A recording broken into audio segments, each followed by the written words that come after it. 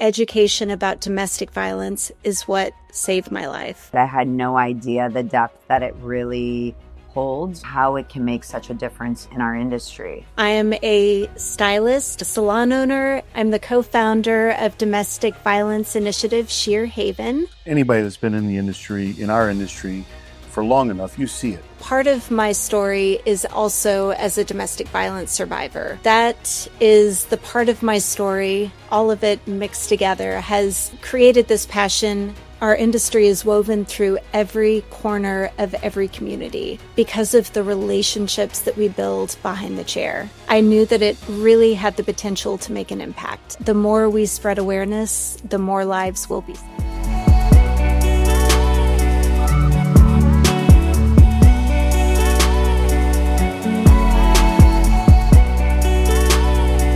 Welcome back to the Reinventing Beauty podcast, where we love to have conversations with industry professionals that are pushing the boundaries and leading this industry into places we haven't seen before. And today we are joined with our friend, Susanne Shepard Post from Tennessee. Why don't you go ahead and introduce yourself for us?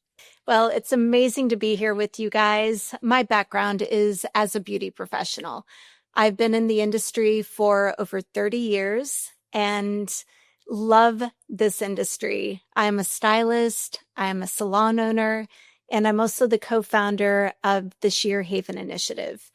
So part of my story is also as a domestic violence survivor. And that is the part of my story, all of it mixed together, has created this passion in me to educate our industry about the signs of domestic violence and giving our industry the tools to correctly respond if given the opportunity.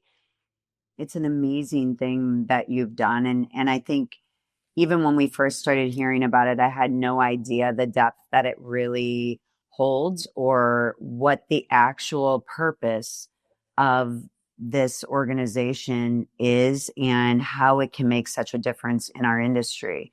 So I would love if you would just take a minute, kind of explain to us, what exactly does Shear Haven do? What is it offering to a stylist or to salons in order to give us, better resources? So to back up a little bit, as a survivor and as someone in this industry, I had this need, this desire to find a way to really make an impact in my community around the issue of domestic violence.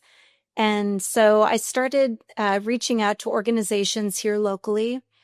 The YWCA is the biggest organization locally that responds to domestic violence. They have the biggest shelter in the region. They also offer education to organizations that want to bring an educator in. And so I started looking for ways to plug in. And I thought, well, as a beauty professional, I could go in and do hair for women that are in the shelter or help people get ready to get back into the workforce. And that's an interesting thing that we do in this industry, because that's the first way we anticipate or think about being of assistance to someone. Not that it's not important, but oftentimes it's very much like, this is what I do for a living. How can I take this and utilize this specific piece to help someone? So I love the evolution of what you did.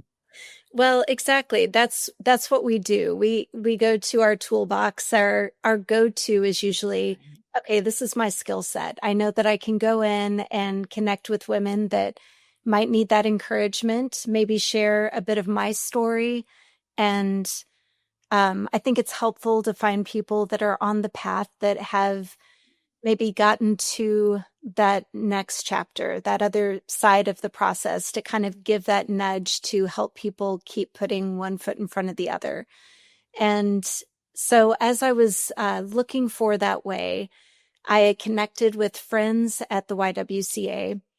And one day I heard about a law that was passed in Illinois that required domestic violence education for our profession.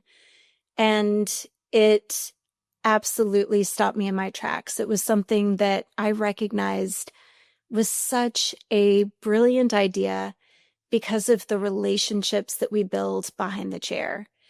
And so I knew that if we were able to offer this sort of education here in Tennessee, that we could really make an impact.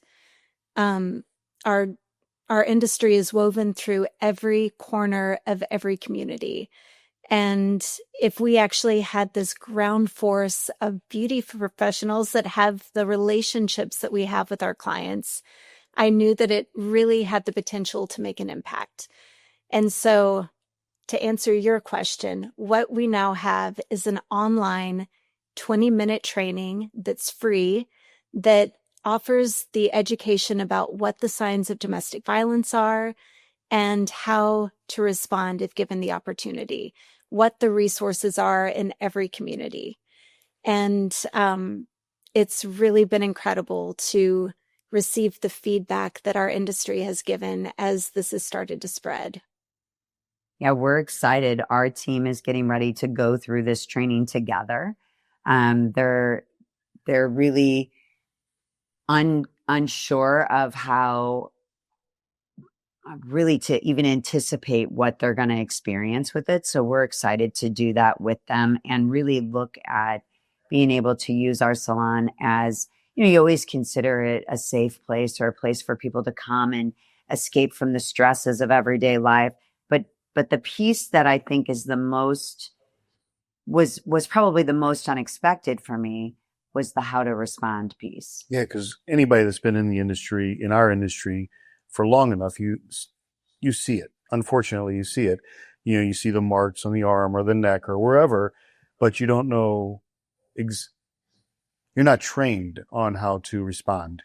So what in our conversations with you earlier, it's some of the responses that we have could actually be do the opposite than help these people. That is what I found as we started doing the early stages of this education. And even as a salon owner, what I had seen listening to conversations behind the chair, it's not that this issue is a new issue that has suddenly popped up around our industry. This is something that we have seen and held conversations for since the beginning of time. And so what I've heard and seen are often people responding in such a caring way because we love our clients so deeply and we're so protective of them, but responding in ways that could actually be really, really harmful. And meaning well, of course, thinking, well, the easy answer is just get out. If you are in a bad relationship, if you're in an abusive relationship, get out of it.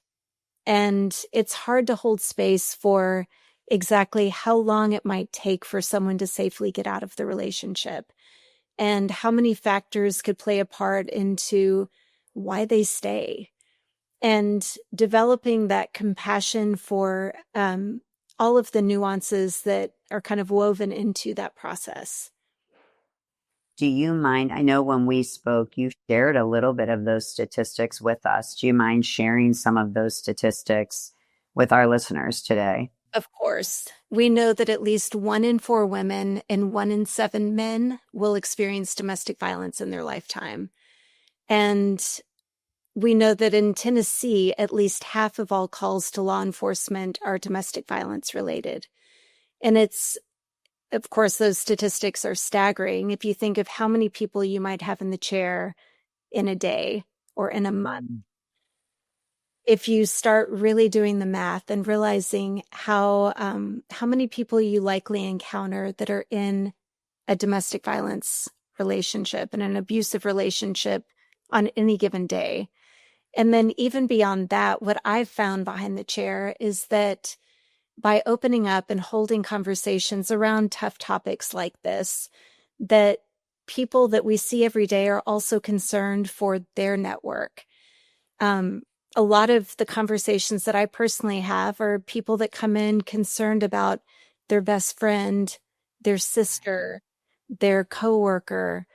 It might not even be directly their relationship that they're concerned about, but they are having conversations every day about how maybe their best friend is kind of pulled away. They're feeling like they're a little isolated from them, or that, um, they are seeing a coworker that is missing a lot of work all of a sudden, that has a lot of unexpected absences. And those are all signs that if we're just a little more tuned into, we can, kind of reduce the stigma and the shame that can be held around these topics. So if somebody were to share something like that of that delicate nature, how would you respond? A lot of it is, number one, believing them, really affirming, like, I hear what you're saying and I believe what you're saying.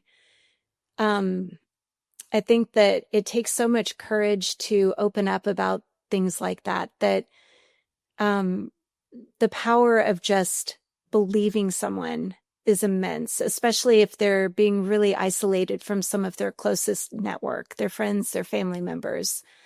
And if given the opportunity, of course, it depends on what they reveal, but just reminding them gently that there's people in the community that are there to support. One of the goals of the training that we have is to kind of pull people back a little bit from, I know we're therapists in the salon. We all know that we're therapists. But in this type of situation, being that warm referral to someone who is the therapist, knowing that there are the experts at the hotline that, can respond with all of the tools. It's not your job to fix it.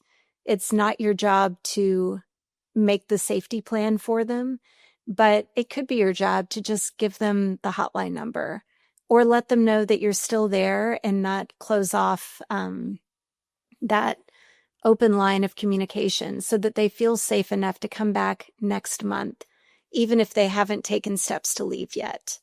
Just holding space for people in that way. I think that's really tricky. I mean, I think it is something that probably really takes intentional focus.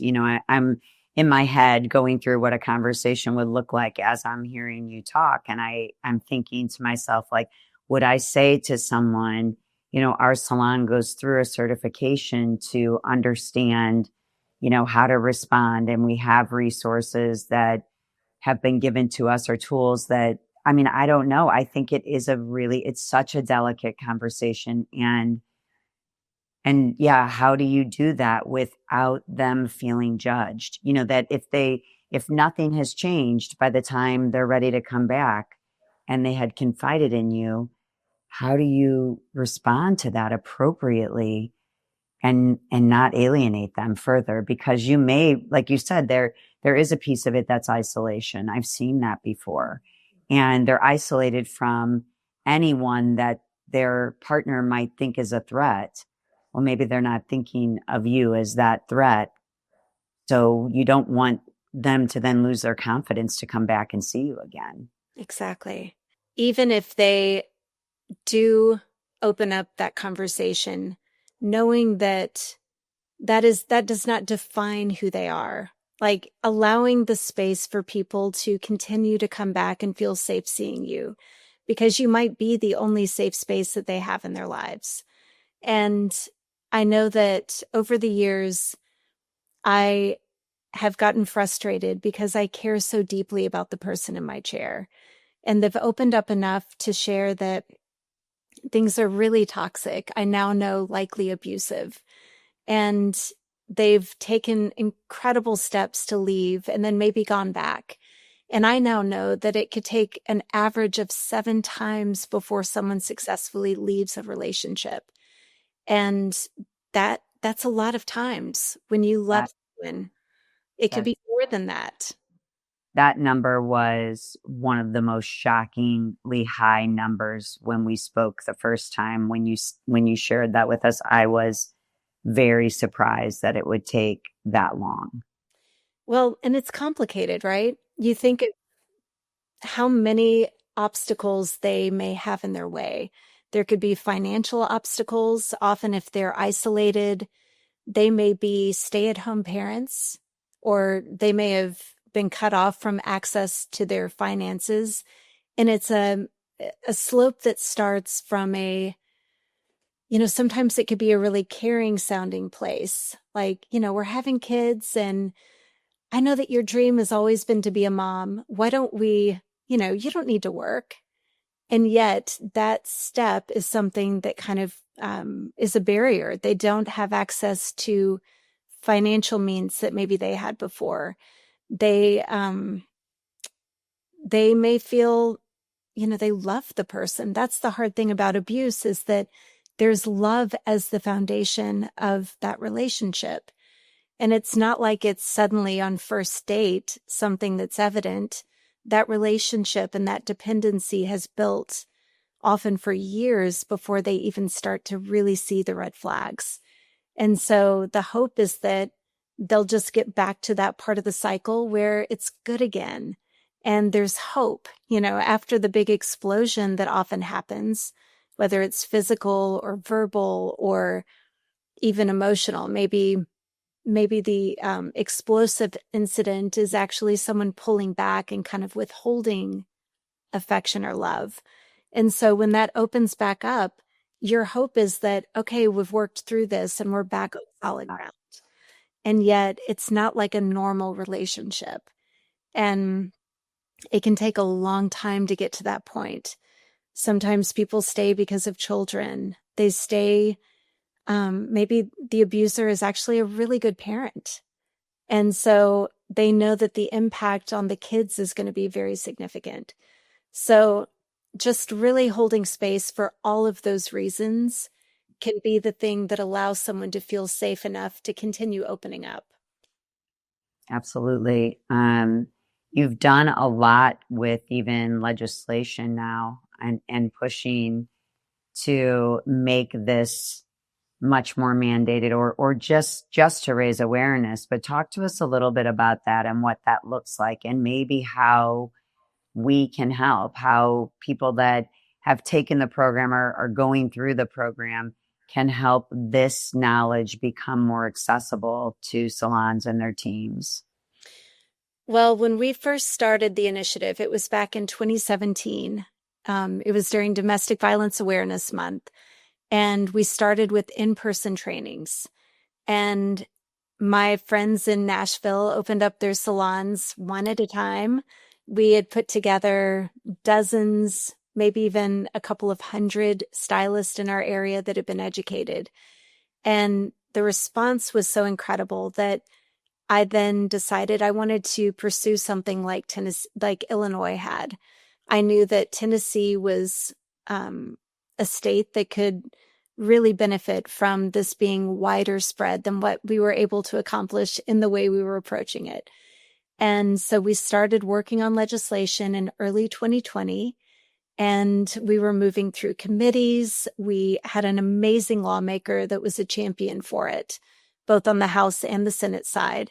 And Tennessee is a supermajority red state. So I've learned through this process that it's important to find the right legislator that really connects with what you're doing.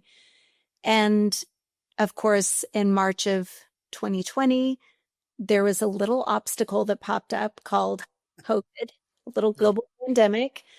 But COVID was really interesting. Number one, it exposed the deep, deep pandemic, the hidden pandemic of domestic violence. And we knew that numbers jumped like crazy. A lot of people just were not truly safer at home. We knew that the hotline numbers, I think here locally, jumped over 50%. Wow. And it was overwhelming. And so, number one, it really put a spotlight on how much we needed unique programs like this in the community. We also were able to pause and meet some of the requests that lawmakers had for us, which was they wanted the training to be free, they wanted it to be online, and they wanted it to be really quick. They didn't want even an hour requirement for our industry. And we are a state that has 0 continuing education requirements. So to be pursuing a additional requirement on an industry like ours in Tennessee was a pretty bold ask for them. But I think that the numbers, the statistics in our area were significant enough that they knew that something needed to be different. And so we stopped our moving through committees. We stopped our testifying and our incredible momentum that we had, which was hard and disappointing. But in that moment, I was able to plug in as the salon representative for the governor's economic recovery group. And we were trying to figure out ways to reopen each industry.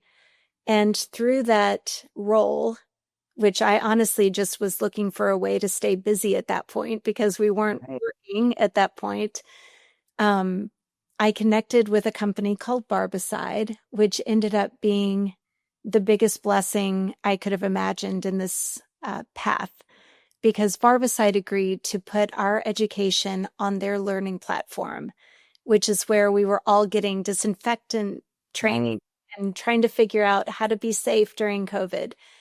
And that tool allowed us to not only meet the requirements that lawmakers had, which allowed us to get to the finish line the next year with almost unanimous support in both the Senate and in the House, but we also were able to reach people across the world. And so we went from reaching, a couple of hundred people to reaching thousands of people overnight in now over 100 countries around the world. It's crazy. Amazing. It's crazy, and it is amazing. It blows my mind.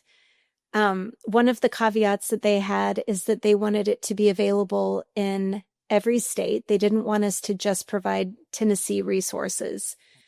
And so we do link to all of the national hotlines. We also have international hotlines. And we have downloadable resources that people can print and hang around their salons. And all of those details made it more palatable for the lawmakers. They knew that we were making it as easy as possible. They also have now been working on federal legislation. So a couple of years ago, we had the opportunity to go to DC, meet with lawmakers that represent the state of Tennessee. And Senator Blackburn and Senator Duckworth from Illinois have now co-sponsored the Salon Stories Act, which is a bill that's moving through, is reintroduced this year in both the Senate and the House. And it incentivizes states to do what we did in Tennessee. So I'm very excited that we are actually about to introduce legislation in Kentucky at the beginning of next year, and Amazing.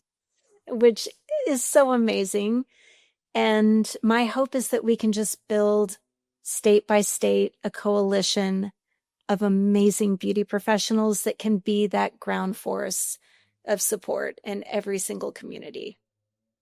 Absolutely. It seems so easy. It seems like it would be a no-brainer, but anytime I guess you're dealing with any kind of government, then there's all kinds of things that have to happen. And I'm shocked by the list of requirements. Like, it needed to be online. It needed to be available. I believe at one point you said in different languages. It needed to be available in all of the states. It's a crazy thing. And it needed to be 20 minutes or less. Yeah. Because that's a lot of information to get dialed down that quick. When a state decides, yeah, we're going to do this, what does it look like for the industry professional? How do they, make sure that they meet that requirement? It's so easy. The legislation that we passed in Tennessee, we worked hand in hand with the executive director of our commerce and insurance, the head of our state board. Okay. We had her robust support. So we now have the requirement for every licensed cosmetologist, barber, esthetician, nail tech, natural hair braider, and everyone in school for each of those industries. And the way that we did it is it's basically a check mark. You just have to take the training, which our training is free online in 20 minutes. So you could do it on your lunch break. It's a one-time training. It does not make our industry mandatory reporters. It just requires us to take this one-time training. And we had 2 renewal cycles to do it. So the end of this year is actually the end of the implementation period for our state. And then everyone who is then captured by this bill, not captured, that's not the right word. So moving forward, everyone that we now reach with this education will be either moving into Tennessee as a new licensee or going through school. And it's just a checkbox. So you just have to say, yes, I've taken it. And then there's a chance that you might get audited. So you can just have your certificate ready. Okay. Okay. So it's, I mean, once you get through those initial 2 years or whatever the process looks like, the timeline looks like, then it just becomes something that you're doing as part of your requirement to get your license. Exactly. It still seems so easy that it's shocking to me that it's so hard or that it's so complicated, you know? It seems like it should be an Well, easy way to go. and we have the model legislation in Tennessee. It's just easy to plug in really anywhere you go. We have an incredible relationship still with Roxana, who is the executive director here in Tennessee. She was willing to hop on a call with Kentucky. She, she has an incredible relationship with all the states. And so we have an incredible support in her. And she's been willing to provide all of the information about how she pushed it forward, what she had to update on their website, how they kept up with the information. And it really, I mean, I know I'm saying it's easy for me from my perspective, but now that we've gotten through this period, we can say, like, we've done it. This is how you do it. Here's the legislation. I'm more than willing to provide my expertise when possible and just find those passionate supporters in each state. They can, if possible, testify if they needed to, or write letters or make a phone call to their lawmaker. Yeah. I mean, it's to me now that, yeah, it's kind of like any system you put into place in the salon. Once the system is there, figuring out what has to be done is the hardest part. Once you know what has to be done, and if you're willing to support people as they work through it, then it's pretty much a no-brainer. I feel like we need to get on the phone, make a phone call. So for any of our listeners that actually want to take the 20-minute segment, or those that maybe want to get more involved, how can they get a hold of you, or how can they get involved? So we have a website. It's shearhaventraining.org. And we can put the link in the podcast episode so that you can find it. And there's a place you can email through our website. There's a help at shearhaventraining.org. And I would love to hear from people. You can also follow us on social media. I keep a very close eye on messages and have people reach out all the time. So I know that this particular topic is deeply personal for you. Would you be willing to share with us a little bit more about what your personal experience has been with domestic violence? Absolutely. It was one of the more difficult seasons that I've ever walked through. My abuser was my husband. He was the father of my son, and he was also my coworker. And our lives were completely intertwined. It was shortly after I had actually opened my salon, and I had had people around me that had urged me to leave over the years, that said they didn't like us together or that it was a toxic relationship. But it wasn't until someone really close to me said, this is actually an abusive relationship, that my eyes were opened and I started investigating what the non-physical signs of abuse actually were. And I believe it was that language that someone had put to it. It was my therapist who said abuse, which actually nudged me to safety plan. And I think ultimately saved my life. I think education about domestic violence is what saved my life. And it's why I'm so passionate about spreading that education throughout our industry, because of the unique position that we are to be those helpers. In my personal experience, I had to get an order of protection. I had to get a security guard. I moved 6 times in 6 weeks with a 2-year-old while working full time behind the chair. Great. And it was an incredibly difficult season that I didn't know an easy way through. There was no easy way through at that point. But I know that my awareness and my sensitivity to what I was dealing with ended up leading me to safety ultimately. And I know that from the stories that have come in through this training, that while each story is unique, they're not unique. There are distinct signs that everyone who's in an abusive relationship may experience around power and control. And that the more we spread awareness, the more lives will be saved. It's amazing. Thank you so much for sharing. I know that was a crazy time in your life. I mean, when you share it, owning a salon in itself is hard enough. I cannot fathom, and having a toddler at the same time. And then to have to navigate all of that and still keep your salon running and successful and grow in the way that you've grown and now evolve it into something like this is incredible.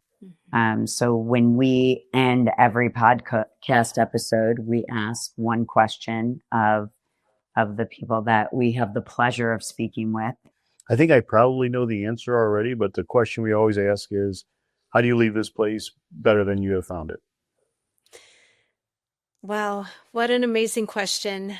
I encourage people to, obviously, domestic violence is my passion because of my personal experience. That may not be everyone's passion, but all of us are here on this earth as human beings with our own personal experience. And there are deep ways for each of us to be vulnerable, lean into those pain points, and find ways to really connect with people where they're at. And I'm very humble to watch, anytime I pull back and kind of see where that initial spark was in my own life, when I had that nudge of like, okay, we need this in Tennessee. This is my place to plug in. Sometimes those nudges are the quiet little whispers that you can't turn off. It's that thing that won't leave you alone. And just finding ways to make a small impact in your own community, or that small impact in a conversation you might have with someone that could be the difference maker in their lives. And I think the more we slow down and really lean into that, we have such an incredible impact in this world. That's so true. I want to say how grateful we are that you took the step to move through fear and into courage to do what you've done and what you continue to do, and how much we appreciate being able to have this conversation and to move forward on our journey in this industry with someone like you that's doing such amazing things. So thank you so much for what you're doing. Thank you for what you're doing. Thank you for opening up conversations like this.